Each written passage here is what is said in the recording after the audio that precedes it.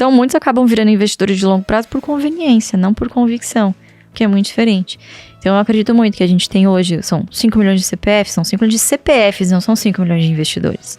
Muitos desses, inclusive jovens, saiu uma matéria essa semana no Estadão dizendo justamente isso, que os jovens estão fugindo da bolsa. Então, aquele movimento de rejuvenescimento da base de acionistas, de investidores, está mudando novamente para investidores mais maduros.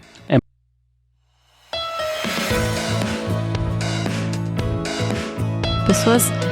Uma das piores coisas que pode acontecer com a pessoa quando ela começa a investir na bolsa é ela acertar muito logo de cara.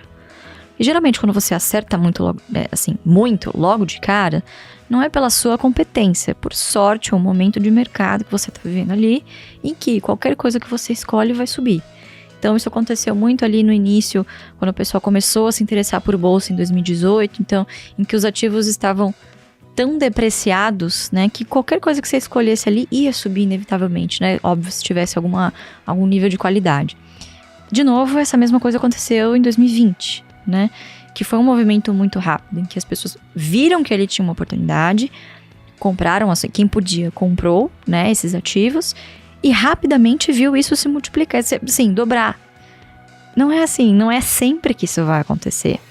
Outra coisa que também me ensinou muito é o quanto te deixa satisfeito de subida na bolsa. Quer dizer, 50% é ótimo, mas quem vende com 50% nunca vai ver os 1.000. Nossa, isso é legal pensar nisso. Entende? Assim. E 1.000% em um ano não é viável, não é crível. Isso só acontece no longo prazo. Só é possível no longo prazo. Né? Então, comentei de Magazine Luiza, né? Na época que estava nesse frenesi. Foram um dos papéis que explodiram, né? Foram dos papéis que explodiram, teve uma valorização extremamente expressiva, mas de quem ganhou o dinheiro com Magazine Luiza? Quem entrou lá atrás e quem segurou todo este tempo. Conta pra mim quem segurou todo este tempo. Tem aquela história, se você pegasse o dinheiro que comprou um iPhone, ao invés de comprar o iPhone na Magalu, tivesse comprado as ações, você tinha, sei lá, tava milionário. Então. Mas quem que faz isso, né? Pois é, mas na prática, por que isso acontece? Porque na prática a gente tem pouquíssimos investidores que são investidores de longo prazo por convicção.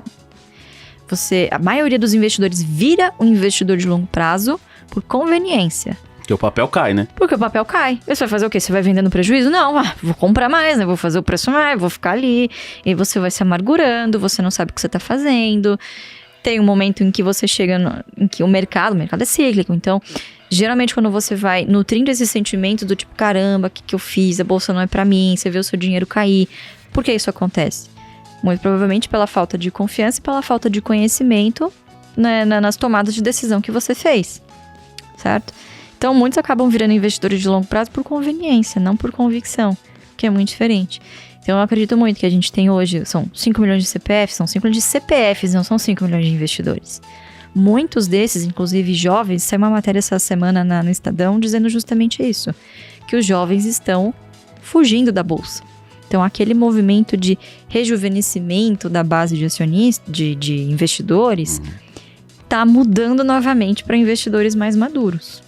Porque em geral, acho que a maturidade ela te ajuda a lidar melhor com frustrações e também a galera mais jovem talvez não tenha tanto dinheiro assim, começa a perder, isso começa a apertar no bolso, você sai, né? O que o jovem pensa? Gente, eu não posso me dar o luxo de perder agora esse pouquinho que eu conquistei. Pra que eu vou correr risco se eu tenho uma taxa de juros de 13,75? Gente, vocês não são os únicos que pensam isso. Por que o mercado tá caindo? Todo mundo pensa igual. Geralmente a manada não é algo inteligente, não tô falando que é errado. Muitas das pessoas que chegaram na bolsa em 2020 não deveriam estar ali. Colocaram recursos que não eram para estar na bolsa. Eram recursos que elas tinham a intenção de tirar muito brevemente. Vou fazer um dinheiro ali, como se fosse... vou vender uma artezinha na praia, vou fazer uma renda extra e depois eu saio, depois eu vejo o que acontece. Não é assim. Então, a decisão da sua última caixinha, que é a caixinha do longo prazo, que você precisa estar muito preparado para fazer isso. Você precisa estar aberto para entender que vão ter muitos desafios ao longo do caminho, que você vai descobrir o seu perfil de investimento ao longo do caminho, uma trajetória, né? Porque geralmente o seu perfil de investimento ele muda muito conforme a maré muda. Ô Luiz, e nesse sentido, qual que é a principal característica, ou quais as principais características de um investidor que é olha para o longo prazo, de um investidor que é mais fundamentalista. Estou te perguntando isso porque às vezes a pessoa fala assim, não, eu sou um investidor de longo prazo, eu sou uma investidora de longo prazo, mas quando você vê ali o seu patrimônio caindo, por qualquer que seja a situação, isso te machuca de um jeito que você não consegue não resgatar, sabe, você precisa resgatar aquele dinheiro, você assume o prejuízo, você não consegue ver no curto prazo o seu patrimônio cair ali. Então, assim, para essa pessoa, talvez o longo, sabe? Será que essa pessoa é longo prazo? É uma questão psicológica? O que você pode falar nesse sentido? Tem características, assim, que a gente pode falar, ó, se você pensa A, B e C, a tendência é que você seja um investidor que olhe mais para o longo prazo. Ótimo. Deixa eu usar um exemplo que é fazer uma analogia que é bastante importante, que é a analogia da dieta. Tá. Então, eu fiz uma dieta em 2021, uma reeducação alimentar, eu eliminei 28 quilos. Depois de um longo tempo de Opa, você me ajuda guerra aí com a com balança. Isso. Pois é, sempre tive essa questão de peso, de imagem, enfim, sempre lutei muito contra a balança, de engordar, emagrecer. E em 2021 eu tomei a decisão que eu ia me programar para me reeducar, né? Reeducar toda a minha vida, enfim, alimentar e tal. É a mesma coisa quando você tem essa filosofia na bolsa. Então, quando você vai investir em bolsa de valores, qual é a mentalidade correta? Eu quero investir para enriquecer.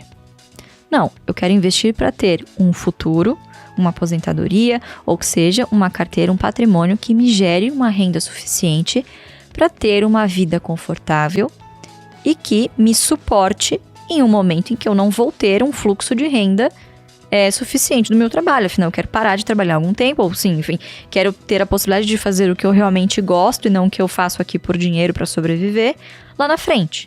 Então, você quer ter o quê? Uma renda através da sua carteira. Então, percebe como a mentalidade muda? Então, esse é o seu objetivo, seu objetivo de longo prazo. Então, eu não me reeduquei porque eu queria simplesmente emagrecer. Eu queria ter uma vida mais saudável. Eu queria poder aproveitar os meus dividendos lá na frente com saúde, né?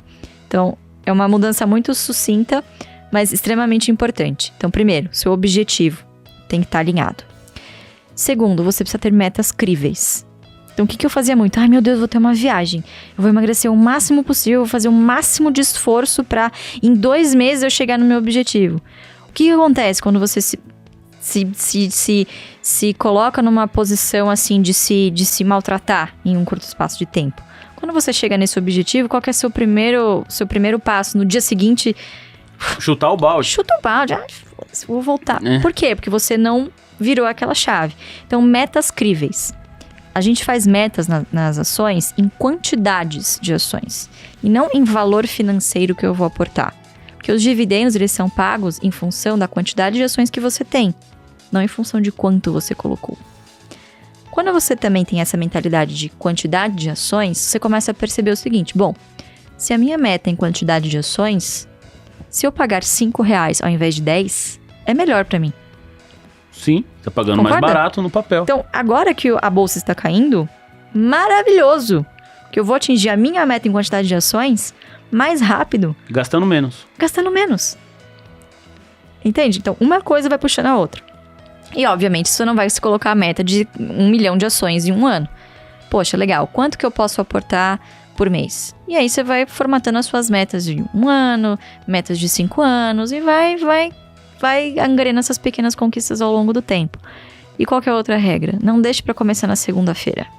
Começa no domingo, começa na sexta. Por que não? Né? E procure algum especialista que entenda do assunto. Né? Então, se você quer fazer sozinho, poxa, procure alguém que é do setor, mas que possa te ajudar a entender, a você se educar melhor sobre aquele assunto. Ou se você quer terceirizar, procure quem faça esse serviço, quem tem esse know-how, né? Então, acho que são dicas muito valiosas que vão te levar a pensar na bolsa como uma filosofia, não como um cassino, não como qualquer coisa do tipo, né? Uma roleta em que você vai enriquecer muito rápido, porque isso não é verdade. Não,